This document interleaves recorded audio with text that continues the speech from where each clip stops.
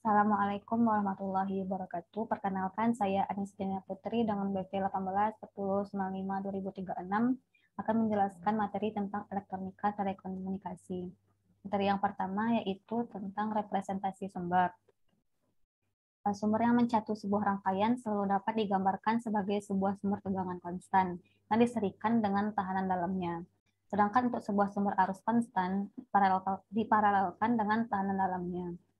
Seperti gambar berikut, untuk sumber tegangan, bagian rangkaiannya yaitu akan diserikan dengan tahanannya, sedangkan untuk sumber arus akan diparalelkan dengan tahanannya. Selanjutnya yaitu impedansi dan reaktansi.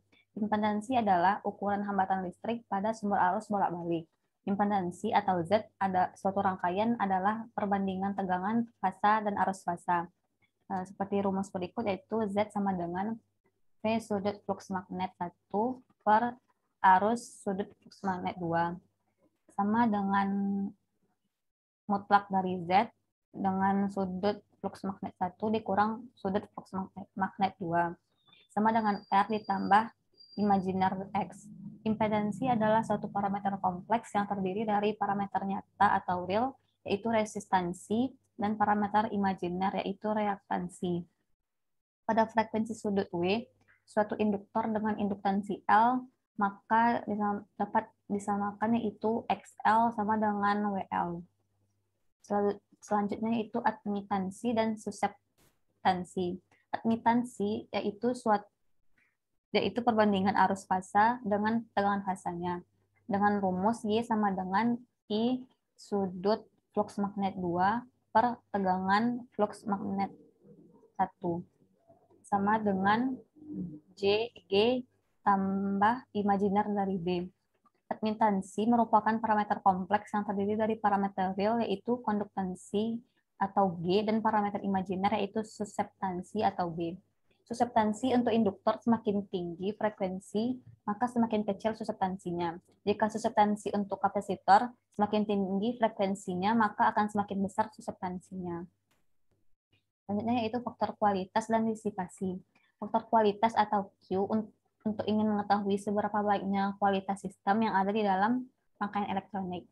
Jika semakin kecil bandwidth-nya, maka kualitasnya akan semakin baik.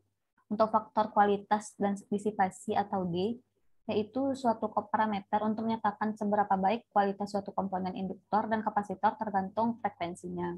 Jika ingin mengetahui kualitas sebuah komponen tersebut, maka bandingkan antara reaktansi L dengan resistansi jika seri. Jika paralel, maka resistansi paralel dibandingkan dengan induktansinya. Jika disipasi, maka resistansi paralel dari resistor dibagi dengan reaktansi. Selanjutnya itu ekivalen seri paralel.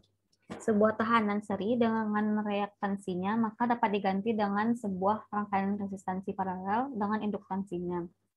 Suatu resistansi atau R yang dihubungkan seri dengan reaktansi X dapat dirumuskan dengan Z sama dengan R tambah imajiner X.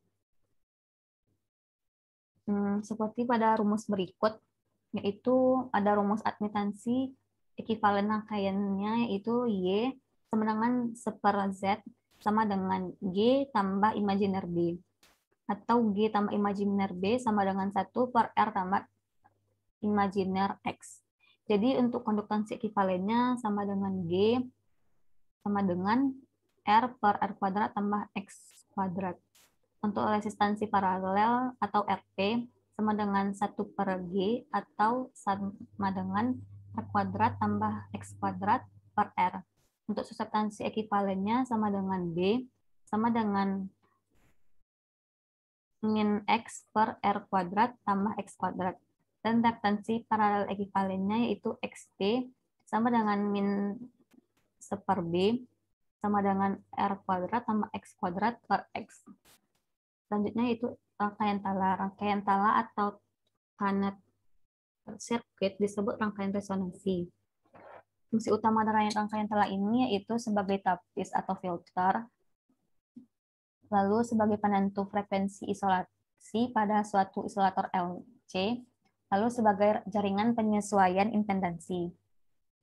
Pada dasarnya, suatu rangkaian kompleks yang tersusun dari komponen utama berupa induktor dan kapasitor yang memiliki suatu frekuensi resonansi. Rangkaian tala berada dalam keadaan resonansi bila impedansinya menjadi resistif murni atau admitansinya menjadi konduktif murni. Seperti inilah rangkaian tala. Selanjutnya, pada umumnya rangkaian tala pada isolator lokal juga mempunyai bentuk yang sama. Sedangkan metode pergeseran atau pemilihan frekuensi dengan menggeser nilai kapasitor dalam rangkaian resonansinya dapat menggunakan varco atau menggunakan dioda varaktor. Dioda varaktor ini bekerja mirip dengan kapasitor trimmer, tetapi dengan kontrol tegangan. Baiklah, selanjutnya yaitu filter. Filter adalah suatu sistem yang dapat memisahkan sinyal berdasarkan frekuensinya.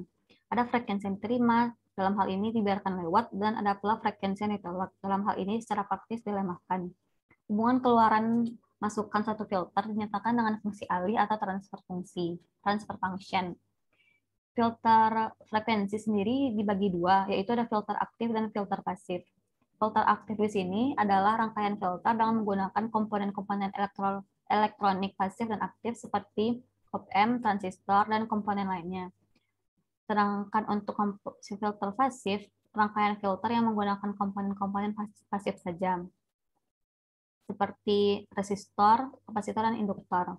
Perbedaan dari komponen aktif dan pasif adalah pada komponen aktif dibutuhkan sumber agar dapat bekerja, sedangkan pada komponen pasif tidak membutuhkan sumber lagi untuk bekerja. Selanjutnya, berdasarkan hal ini, filter dibagi menjadi 4. Ada filter low pass, high pass filter, ada band pass filter, dan filter stop band.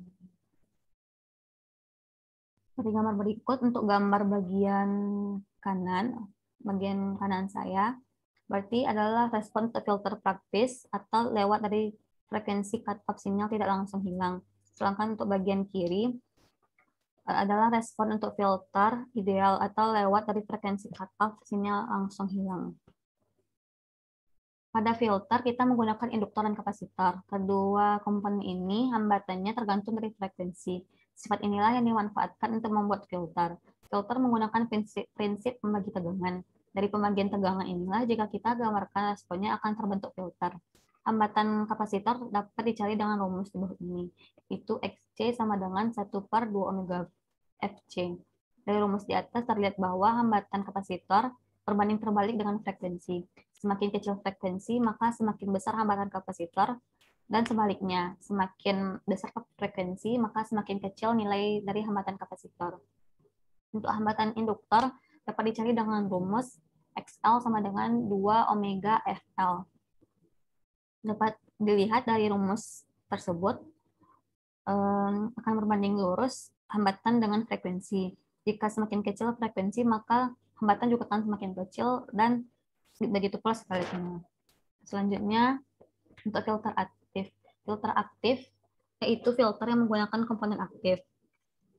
Kelebihan dari filter ini yaitu untuk frekuensi kurang dari 100 kHz, penggunaan induktor dapat dihindari. Yang kedua, relatif lebih murah untuk kualitas yang cukup baik karena komponen pasif yang presisi harganya cukup mahal.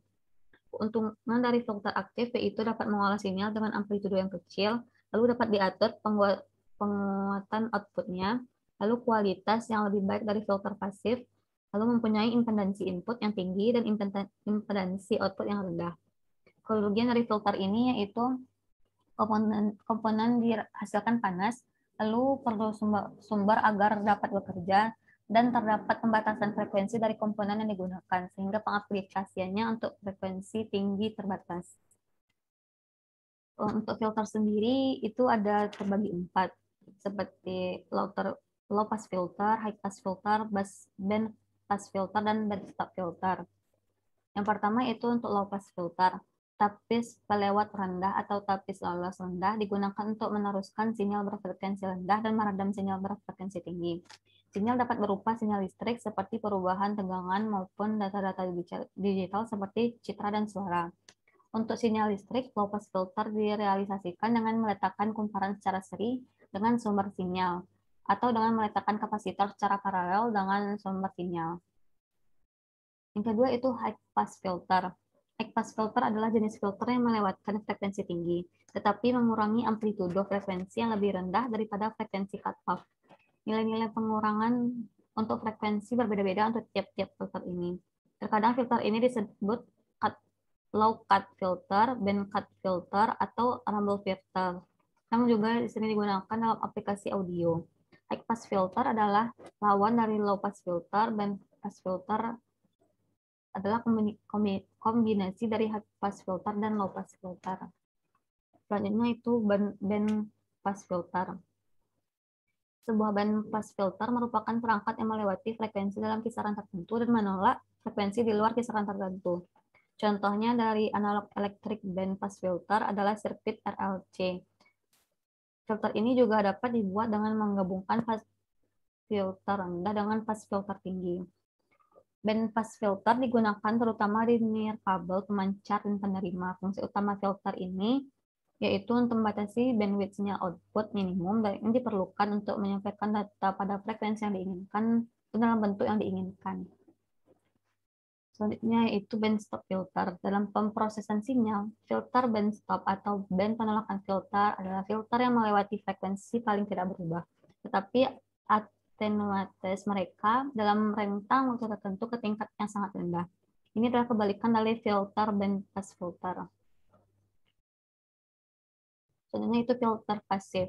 Keuntungan dari filter pasif yaitu tidak membutuhkan sumber untuk bekerja, lalu tidak membutuhkan panas, tidak begitu banyak noise, lalu karena tidak adanya pembatasan frekuensi, maka pada filter ini dapat diaplikasikan pada frekuensi tinggi.